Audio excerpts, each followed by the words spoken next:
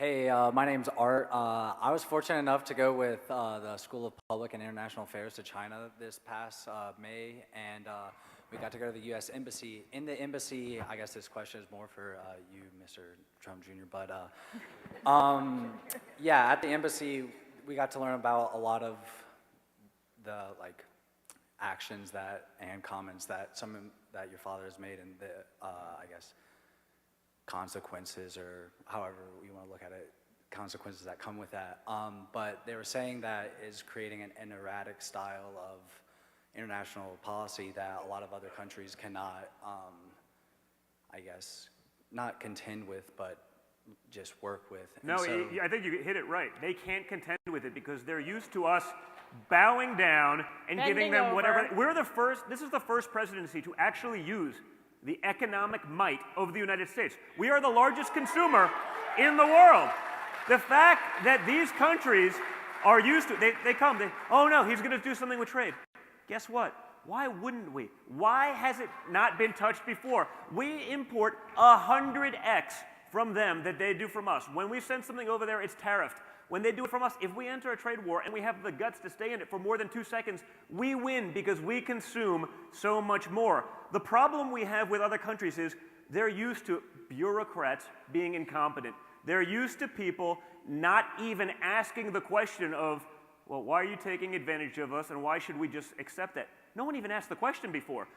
So doing this and changing it up is changing the game, because all of these guys, then they get on TV and they say, oh, it's so terrible, Trump's doing this, it's really going to affect our friendship. Well, guess what, guys? If your friendship with us is predicated on you being able to screw us, on you being able to take advantage of us, you're not that good a friend. That's the reality. Make no mistake. China will do whatever is right for China. Most of these other countries, with the exception of some of the crazy politicians in this country, will do whatever is right for their country. So when they act a little outraged, it's not because it's good for them. It's because we're finally taking care of ourselves. I use the analogy all the time. You know, when you're in an airplane, and we fly a lot these days, okay? Something happens. The pilot says, put on your mask before taking care of those around you. When we solve our own problems, then we can deal with the rest of the world. I'm not against that, but we have a lot. We're number 28 in education, behind a long list of third world countries that spend a basis points, a fraction of what we spend per capita educating our kids. How about that? Why don't we solve that problem first? Why don't we build up our military? Why don't we take care of our vets? And then we can worry about it. So when these other countries do that, and you've seen them now, okay, well, we'll give up on the trade war because they know that if we have the guts and we don't have these feckless politicians that the second China says, oh, we're going to impose a tariff, guess what? When you import 100 items from them and they import one of yours, you stay in the game for more than about 2 seconds, you can win. We have to start using our economic might to take care of ourselves first, and then we can help others. By the way, the president is just doing what he's supposed to do, which is actually run this country in a responsible way like any strong business CEO would. Because for years and years we've been taken advantage of. There has been a tremendous disparity in terms of what we've been doing with trade and with tariffs. He is simply asking that there be some reciprocity and that we should not continue to be taxed and burdened. It makes absolutely no sense. So yes, perhaps he's doing things in somewhat of an unconventional way. Thank God. But also, don't mistake, you know, some of these deep-seated bureaucrats in these places. Okay, these guys aren't necessarily Trump fans. They are part of that establishment system that he's fighting against. I mean, when you look at what, say, Rick Grenell in Germany, the ambassador to Germany, has done, amazing. He's shutting down Iran because he's finally putting some pressure on Germany to not just do business. You got to pick. You either do business with Iran, the world's #1 sponsor, state sponsor of terrorism, or you do it with the United States. You can't have both. And guess what? Now they're going on those sanctions. That's going to be beneficial for America, but that's going to be beneficial for the world when you shut down those that are taking advantage. So, one thought, then we got to get to the next one. So yeah, I was more interested in how, like, you guys have talked a lot about the president right now, but so with the U.S. Embassy, they were saying creates a lot of distrust between nations and whatnot, and like you're saying, the U.S. is a big enough political or economic factor that, yeah, we're going to disrupt a lot. And so with that, my question is more is how is the Trump presidency setting, I guess, the tone for the future of yeah, making sure these relations are secure with nations, that they feel like they can trust us, not that we're some erratic, decision-making political, because while we might have our own perceptions, the perceptions from them towards us is this is how they feel like that, and I don't think that's necessarily always the best. Well, they think respect us that, and now, so and now they know we're not I going to was be just- taken advantage of. That's the bottom line.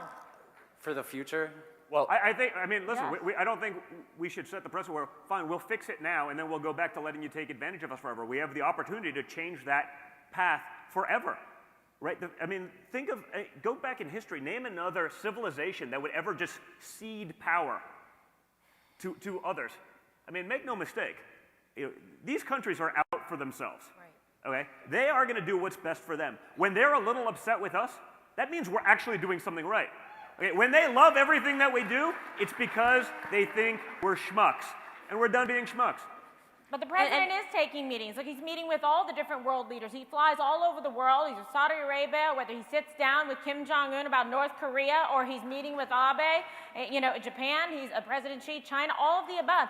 He is actually someone who's willing to sit at the table and talk about it in a meaningful way. And that's actually what I think we want in terms of the future of diplomacy coming from the Oval Office. And I will say this, just to wrap it up, is that your initial question you said is based on how are they going to trust us? What's not to trust? He's doing exactly what he said he was going to do. He's telling them exactly, he's being as transparent as he possibly could be.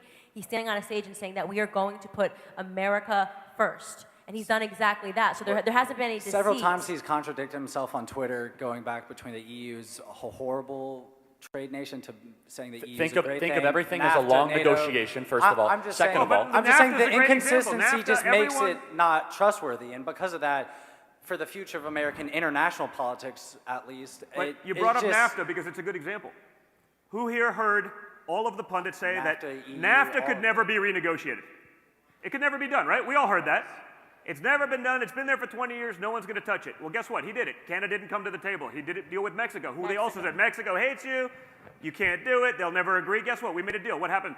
Canada came to the table in about 2 seconds because they realized they were going to be left in the dust. We have to use our might. If we're negotiating with smaller economies on the same level, we're doing ourselves a major disservice. China, China, China, China, China, China, China, China, China, China.